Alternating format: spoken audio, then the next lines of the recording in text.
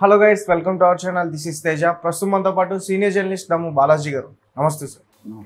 So AP politics పైన రీసెంట్గా vibrant India అనే సంస్థ ఒక సర్వేని అయితే చేసింది. సో మరి ఆ సర్వేలో ఏం తెలియంది, ఏ పార్టీ గెలుస్తుంది?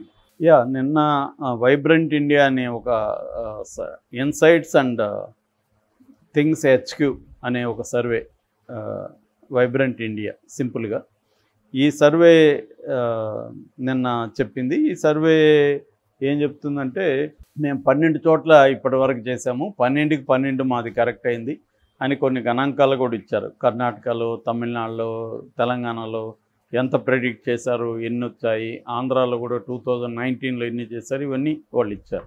అంటే వాళ్ళ క్రెడిబిలిటీని ఎస్టాబ్లిష్ చేసుకోవడం కోసం ప్రయత్నించారు. సరే, ఇప్పుడు వాళ్ళు ఇక్కడ మొత్తం 175 నియోజకవర్గాల్లో సర్వే చేశామని చెప్తున్నారు. ఈ సర్వేలో తెలుగుదేశం కూటమి, తెలుగుదేశం, జనసేన, బీజేపీ కూటమి క్లియర్గా అధికారంని ఫామ్ చేస్తుందనేది వాళ్ళు చెప్తున్నారు.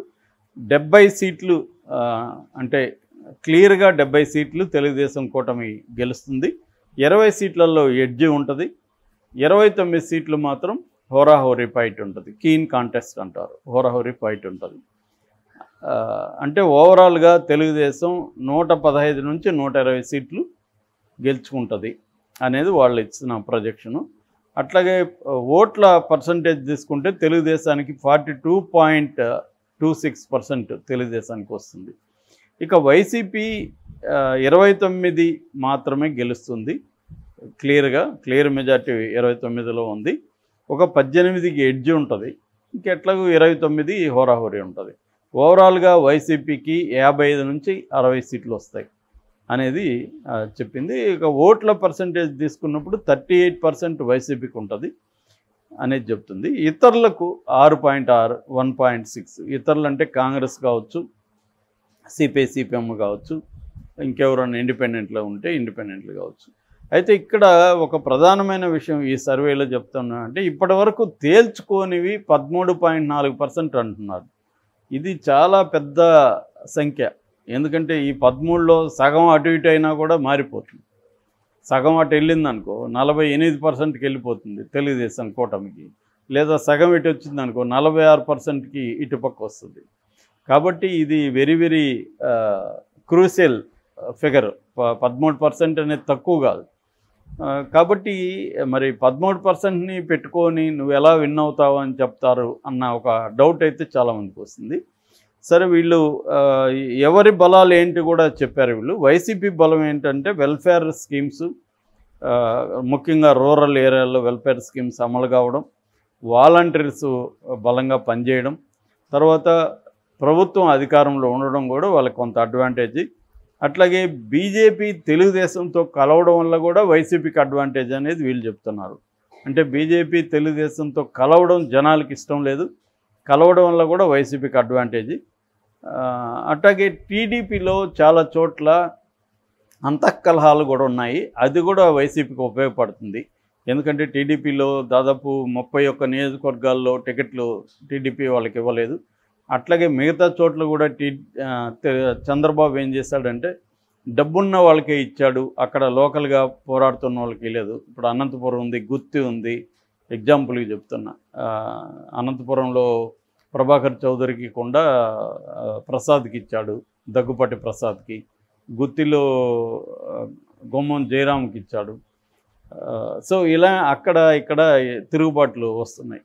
ఇట్లా రాష్ట్రం అంతా కూడా తెలుగుదేశంలో చాలా లోకల్ స్థాయిలో విపరీతంగా తిరుగుబాట్లు జరుగుతున్నాయి. సో ఇది కూడా వైసీపీకి కలిసి వచ్చే అంశం అనేది ఈ సర్వే చెప్పింది. ఇక టీడీపీ కూటమికి ఏవేవి కలిసి వచ్చే అంశాలంటే యాంటీ ఇన్కంబెన్సీ. అంటే ఒక ప్రభుత్వం అధికారంలో ఉన్నప్పుడు అన్ని వర్గాలని సాటిస్ఫై చేయడం అనేది ఏ ప్రభుత్వం కూడా చేయలేదు. యాంటీ ఇన్కంబెన్సీ అంటే ప్రభుత్వ వ్యతిరేకత అనేది ఖచ్చితంగా ఉంటుంది. అది తెలుగుదేశం కూటమికి ఉపయోగపడుతుంది. రెండోది, గవర్నమెంట్ ఎంప్లాయీస్లో వైసీపీకి వ్యతిరేక భావాలు ఉన్నాయి, వైసీపీ పట్ల వ్యతిరేకత ఉంది. అది కూడా తెలుగుదేశం కూటమికి ఉపయోగపడుతుంది. అట్లాగే లిక్కరు వల్ల కూడా ఈ తాగే వాళ్ళందరికీ కూడా ఈ ప్రభుత్వాన్ని మనం దించేయాలి, నెక్స్ట్ వస్తే ఆల్రెడీ చంద్రబాబు నాణ్యమైన ధరకి సరసమైన ధరకి మంచి మద్యం ఇస్తానని హామీలు ఇస్తున్నాడు. సో అందువల్ల లిక్కర్ల ప్రియులు కూడా యాంటీగా ఉన్నారు.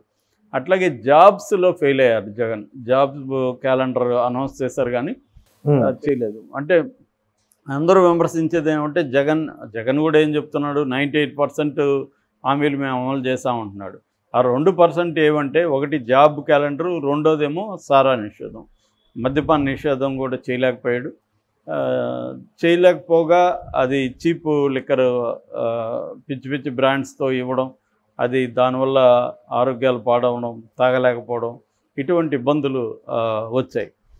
కాకపోతే దానివల్ల ప్రభుత్వానికి నికరంగా ఆదాయం వచ్చింది ఇంతకుముందు కంటే కూడా. అట్లాగే క్యాపిటల్ సిటీ లేకపోవడం, 3 రాజధానులు అన్నాడు కానీ అదేమి తేల్చలేకపోవడం. అఫ్సెల్గా అయితే ఇప్పటికీ అమరావతి రాజధాని కానీ అమరావతి మీద ఏం ఫోకస్ లేకుండా పోయింది. ఇప్పటికి కూడా కన్ఫ్యూజన్ అయితే ఉంది. ఇక వైఎస్ఆర్ ఫ్యామిలీలో గొడవలు, అంటే సునీత కానీ షర్మిల కానీ వీళ్ళు బయటికి రావడం, దీనివల్ల కూడా కొంత ఇబ్బంది అయింది. అట్లాగే వివేకానంద రెడ్డి హత్య ఎపిసోడ్ కూడా మళ్ళీ రావడం, సినిమా ఒకటి బయటికి రావడం, వివేక సినిమా, దీనివల్లంతా కూడా వివేకాన్ని జగనే చంపించాడనేది జనం ఎక్కువ మంది నమ్ముతున్నారు. దానివల్ల కూడా కొంత నెగిటివిటీ ఉంది. అది తెలుగుదేశానికి ఉపయోగపడుతుంది. అట్లాగే రైతులు, దళితులు, ఇతర సెక్షన్లు కూడా కొన్ని వ్యతిరేకతతో ఉన్నాయి అనేది కూడా చెప్తున్నారు. అట్లాగే లోకేష్ పాదయాత్ర వల్ల కొంత తెలుగుదేశానికి మైలేజ్ వచ్చింది. ఎక్కడికక్కడ లోకేష్ వెళ్ళి మాట్లాడడం వల్ల కొంత ర్యాపో పెరిగింది. అది కూడా తెలుగుదేశానికి హెల్ప్ అవుతుంది అనేది వీళ్ళు చెప్పారు. ఇంకా నెక్స్ట్ అంశం పవన్ కళ్యాణ్ జనసేన పొత్తు అనేది చాలా ప్లస్ అయింది. జనసేన ఓటర్లు కూడా జగన్ ఓడించాలని గట్టిగా ఉన్నారు. ఎందుకంటే పవన్ కళ్యాణ్ పదే జగన్ని ఓడించడమే నా ధ్యేయమని అతను ప్రతిసారి మాట్లాడుతున్నాడు. వ్యతిరేక ఓట్లు చేయకూడదని పొత్తు పెట్టుకున్నాను అంటున్నాడు. అందువల్ల ఎప్పటి నుంచో గ్రౌండ్ ప్రిపేర్ చేయడం వల్ల జన సైనికులు ఓట్లు తెలుగుదేశానికి పడే అవకాశం ఉంది. అంటే కూటమిలో ఓటర్ ట్రాన్స్ఫర్ అనేది ఈ రెండింటి మధ్య ఇబ్బందిగా లేదు అనేది ఈ సర్వే చెప్తుంది. సో ఓవరాల్గా ఈ సర్వేని నమ్మచ్చా అంటే ఏ సర్వేని కూడా ఇప్పుడు నమ్మలేము. ఎందుకంటే ఇంకా మేనిఫెస్టోలు అనౌన్స్ చేయలేదు, ఇంకా టైం ఉంది, 40 రోజులు టైం ఉంది. ఇద్దరు మేనిఫెస్టోలు అనౌన్స్ చేయలేదు, ఇంకా జనంలోకి ఫుల్ ఫ్లెడ్జెడ్గా అందరూ వెళ్ళలేదు. మొన్ననే జగన్ స్టార్ట్ అయ్యాడు, పవన్ కళ్యాణ్ నిన్న స్టార్ట్ అయ్యాడు. ఒక చంద్రబాబు మాత్రం ఎప్పటి నుంచో జరుగుతున్నాడు. సో ఇప్పటికిప్పుడు అక్యురేట్గా అనౌన్స్ చేయలేం. రెండోది ఈ సర్వేలో ఉన్న ఇంకొక మైనస్ పాయింట్ ఏమంటే 13% ఓట్లు, 13.4 అంటే 13.5% ఓటర్స్ ఎవరికి వేయాలో ఇంకా డిసైడ్ చేసుకోలేదని చెప్తున్నారు, అన్డిసైడెడ్.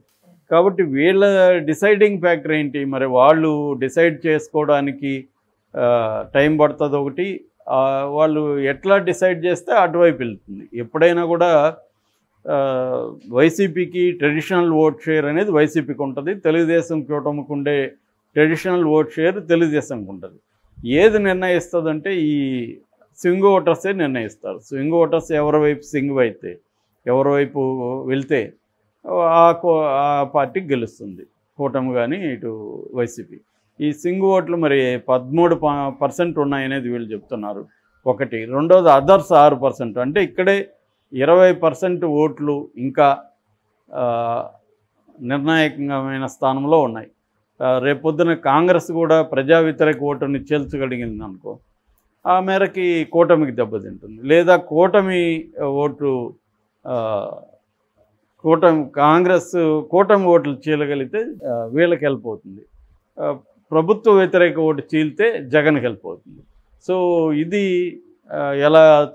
ఎలా జరగచ్చు అనేది ఇప్పుడే చెప్పలేకపోతున్నారు. ఇది ఈ సర్వే తీసుకొచ్చింది. బట్ ఇంకొక సర్వే గురించి కూడా నేను చెప్పాలనుకున్నాను, అది 2 రోజుల ముందు వచ్చింది, రేస్ సర్వే. ఇది కంప్లీట్ ఆపోజిట్ ఉంది. రేస్ సర్వే ఏం చెప్తుందంటే వైసీపీకి 109 సీట్లు వస్తాయి, ఏది అబ్సల్యూట్గా, కూటమికి 32 వస్తాయి, 34 చోట్ల హోరాహోరు ఉంటుంది. ఆ రకంగా తీసుకున్నప్పుడు వైసీపీకి అందులో సగం వచ్చిన ఒక 120 సీట్లు వైసీపీకి వస్తాయి అని ఇది చెప్తుంది. అంటే రివర్స్లో చెప్తుంది. ఇక 48.3% వైసీపీకి వస్తుంది, 44.8% వీళ్ళకి వస్తుంది. వీళ్ళు కూడా తేల్చుకోలేని వాళ్ళు 5% ఓటర్స్ ఉన్నారనేది వీళ్ళు ఈ సర్వే కూడా చెప్తుంది. ఏదేమైనా ఇంకా ఇప్పుడే ఈ సర్వేలను మనం కంప్లీట్గా ఆమోదించలేము. కాకపోతే ఇవన్నీ చేస్తున్నారు. ఇప్పుడు వైబ్రెంట్ చేస్తేమో వైసీపీ వాళ్ళు వీళ్ళు డబ్బులు ఇచ్చి చేయించుకున్నారంటారు, రేస్ సర్వేనేమో వాళ్ళు డబ్బులు ఇచ్చి చేయించుకున్నారంటారు. అవును.